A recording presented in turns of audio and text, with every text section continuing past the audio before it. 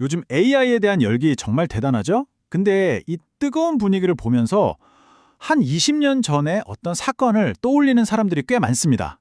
바로 닷컴 버블인데요. 그래서 오늘 이 자료 분석에서는 지금 AI 투자 열풍이 정말 제2의 닷컴 버블인지 아니면 완전히 새로운 시대가 열리는 신호탄인지 한번 깊게 파고 들어가 보겠습니다. 그래서 우리가 오늘 던져야 할 가장 핵심적인 질문은 바로 이겁니다. 지금의 이 AI 품, 이게 정말 곧 터져버릴 거품일까요? 아니면 우리 세상을 완전히 바꿔 놓을 진짜 기술혁명의 시작일까요? 사실 시장이 보내는 신호들을 가만히 들여다보면요. 이거 어디서 많이 본 장면인데? 싶을 정도로 과거와 닮아 있습니다. 마치 역사가 우리한테 어떤 경고를 보내는 것 같기도 하고요. 자, 그럼 우리 다 같이 타임머신을 타고 1999년으로 한번 가볼까요? 그때 그 시절의 광적인 분위기를 제대로 이해해야만 지금 우리가 서 있는 이 자리가 어디쯤인지 정확하게 알 수 있거든요. 우선 우리에게 정말 뼈아픈 교훈을 남긴 바로 그 사건, 닷컴 버블 붕괴부터 한번 제대로 파헤쳐 보겠습니다. 이게 일종의 비교 기준점이 되는 거죠. 5048. 이 숫자가 뭐냐면요. 2000년 3월 닷컴 버블이 정말 최고조에 달했을 때 나스닥 지수입니다. 시장의 관계가 어디까지 갈 수 있는지를 보여주는 아주 상징적인 숫자라고 할 수 있죠. 하지만 그 화려한 파티의 끝은 정말 처참했습니다. 이후 3년간 나스닥 지수가 무려 78%나 곤두박질 쳤으니까요.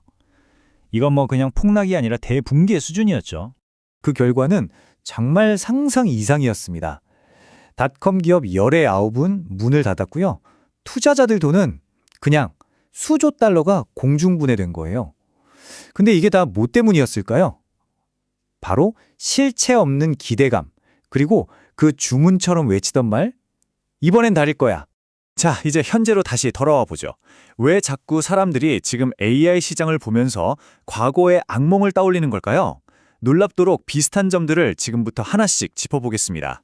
이 말 누가 했는지 아세요?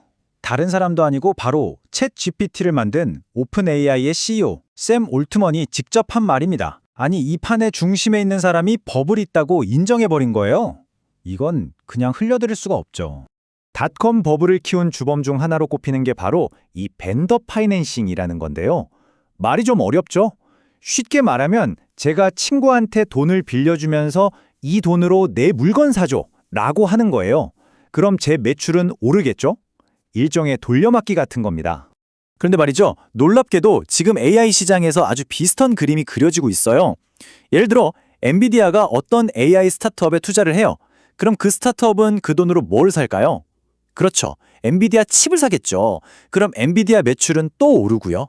와, 이거 닷컴 버블 때랑 정말 소름 돋게 똑같은 패턴 아닌가요? 자, 근데 이야기는 여기서 끝나지 않습니다. 만약 여기까지 듣고 AI도 끝났네, 버블이네 라고 생각하셨다면 딱 절반만 보신 거예요. 지금부터는 왜 이번엔 다르다는 주장이 생각보다 훨씬 설득력 있는지 그 이유를 파헤쳐 보겠습니다. 네, 맞아요. 겉으로 보기엔 비슷할지 몰라도 그 속을 들여다보면 완전히 다른 게임이 펼쳐지고 있습니다. 가장 결정적인 차이점, 바로 돈입니다. 돈을 버느냐 못 버느냐. 닷컴 기업들은요, 대부분 그냥 꿈만 팔았어요. 수익 모델 자체가 없었죠. 근데 지금 보세요. 오픈 AI 같은 회사는 이미 한 달에 1억 달러, 그러니까 1,000억 원이 넘는 돈을 벌어들이고 있어요. 재무 상태도 달라요. 당시 기업들은 계속 투자를 받아야만 생존하는 말 그대로 현금 소진 상태였지만 지금의 빅테크들은요, 창고에 현금을 어마어마하게 쌓아두고 있죠. 주가를 평가하는 방식도 달라요. PER이라는 지표가 있는데 쉽게 말해 회사가 버는 돈에 주가가 얼마나 비싼지를 보여주는 거거든요. 닷컴 시대에는 이익도 못 내는 회사가 PER이 100배가 넘는 게 수두룩했어요. 그냥 거품이었죠. 근데 지금 엔비디아는요? 이익 성장세가 워낙 가파르니까 이걸 감안하면 PER이 상대적으로 합리적인 수준이라는 분석이 많습니다. 그리고 결정적으로 경제 환경, 그때는 막 금리를 올리던 시기였고 지금은 금리 인하를 기대하고 있잖아요. 이건 기술주한테는 하늘과 땅 차이입니다. 그럼 지금 이 상황을 도대체 뭐라고 불러야 할까요? 단순한 거품도 아니고 그렇다고 마냥 장밋빛 혁명도 아니라면 말이죠.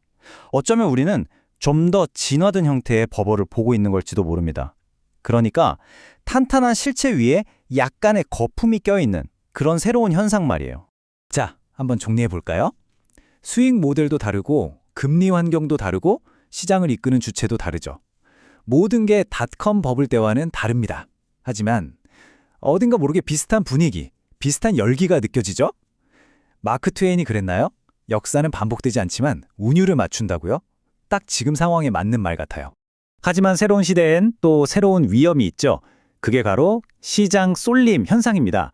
지금 S&P 500 지수를 보면요. 상위 10개 기업이 전체의 33%를 차지해요. 이게 어느 정도냐면 닷컴 버블이 한창일 때보다도 훨씬 더 심각한 수준입니다. 이 말은 즉, 이 몇몇 거대 기업이 휘청하면 시장 전체가 그냥 무너질 수도 있다는 뜻이죠. 위험한 신호입니다. 전문가들 의견도 딱 갈려요.